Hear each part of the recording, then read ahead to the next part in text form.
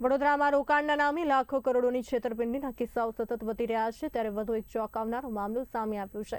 અમરેલી ભાજપના ઉપપ્રમુખ સુરેશ પાનસુરિયા અને તેમના પરિવારના સભ્યો સામે 3 કરોડ રૂપિયાની ઠગાઈની ફરિયાદ નોંધાઈ છે।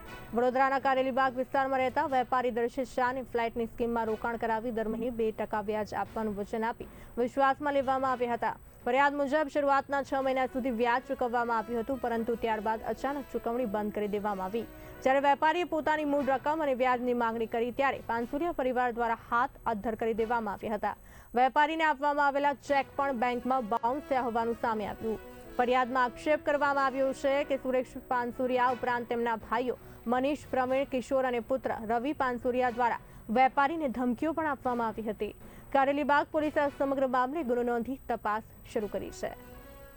23 માં મેં ઓલરેડી સિદ્ધેશ્વર હેઝલવુડમાં મારું ફ્લેટ લીધેલા છે અને અશ્વિનભાઈ ગોલવિયાજીને મળ્યો। એમને કોઈ લાગે વળગતું નથી, એ ન્યાલકરણ ગ્રુપના છે અને ખાલી જાણવા મળ્યું, નિર્ણય અમારો જ હતો કે એમને ત્યાં પૈસા રોકવાનો ને ઇન્વેસ્ટમેન્ટ કરવાનું ને વ્યક્તિગત લોન આપવાની, અને એસપી ઇન્ફ્રાના ભાગીદારો એટલે સુરેશભાઈ પાનસોરિયા, રવિ પાનસોરિયા, મનીષભાઈ, કિશોરભાઈ અને પ્રવીણભાઈને મળ્યા।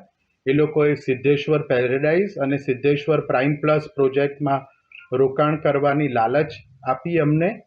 આરોપીઓએ અમને ને મારા ફાધરને એટલે દર્શિત કમલેશભાઈ શાહ અને કમલેશભાઈ ચંદુલાલ શાહ શરૂઆતમાં 1.5% અને ત્યારબાદ 2% માસિક વળતરની લાલચ આપી હતી।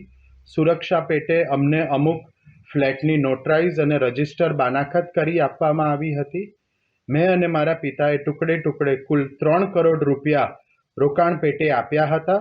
વળતર બંધ થવું ડિસેમ્બર 2024 સુધી વળતર આપ્યા બાદ જાન્યુઆરી 2025થી વળતર ચૂકવવાનું બંધ કરી દેવામાં આવ્યું હતું। ફેબ્રુઆરી 2025માં મારા પિતાને લીવરનું કેન્સર હોવાનું નિદાન થયું હતું। અમે વારે ઘડીએ વોટ્સએપ, કોલ અને રૂબરૂમાં મળીને બહુ રિક્વેસ્ટ કરી કે અમને અમારી આ રકમ વળતર અને મૂડીની રકમ પાછી આપી દેશો, આ ટ્રીટમેન્ટમાં અને બધા ખર્ચા ઘણા છે તો અમને આમાંથી મુક્ત કરશો, અને રૂપિયાની ખૂબ જરૂર હોવાથી જાણ કરી હોવા છતાં તેઓ એક પણ રૂપિયો પરત કર્યો ન હતો। જ્યારે મેં ચૂકવણી માટે આપેલા ચેકો બેંકમાં ભર્યા ત્યારે તે અપૂરતા બેલેન્સના કારણે પાછા ફર્યા હતા। સપ્ટેમ્બર 2025માં જ્યારે અમે પૈસા માગવા ગયા ત્યારે આરોપીઓએ પાંચેય અમને અસભ્ય વર્તન કરી જાનથી મારવા નાખવાની ધમકી આપી હતી।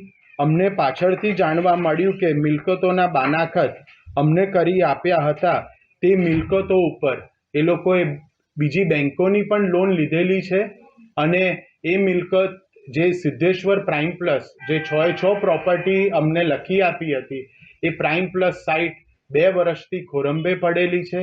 સાઇટમાં કોઈ જાતનું બાંધકામ, કન્સ્ટ્રક્શન, અમને કહેવામાં આવ્યું હતું વર્ષમાં તૈયાર થઈ જશે પ્રોજેક્ટ, પણ 2 વર્ષથી એમનું એમ જ છે પ્રોજેક્ટ, કશું આગળ કામ। જે ઉપપ્રમુખ છે આપના સંપર્કમાં ક્યારે અને કેવી રીતે આવ્યા, કેટલા સમયથી આપના સંપર્કમાં હતા? અમે 2023માં ડિસેમ્બર 2023માં જ્યારે મળ્યા અને ડિસેમ્બર 2023માં એમને મળીને એ લોકોએ પેરેડાઇઝ એ વખતે ઘણું તૈયાર થઈ ગયું હતું, લાલચ આપી ઘણા બધા અમારા પ્રોજેક્ટ્સ બધી અલગ અલગ જગ્યાએ અલગ અલગ એરિયામાં થાય છે, એટલે આપણને કહ્યું કે બહુ સારું છે, તમને સારો નફો ને વળતર આપીશું, દર મહિને રેગ્યુલર 1 થી 7 તારીખમાં આપીશું, અને એવું કહીને અમને લાલચ આપીને પહેલા અમે ને અમારા પિતાશ્રીએ 1 કરોડ એટલે 2 કરોડ રોક્યા, અને પછી અમે બીજા 1 કરોડ રૂપિયા ઉમેરીને એમાં કુલ 3 કરોડનું રોકાણ કર્યું, અને જાન્યુઆરી 2025થી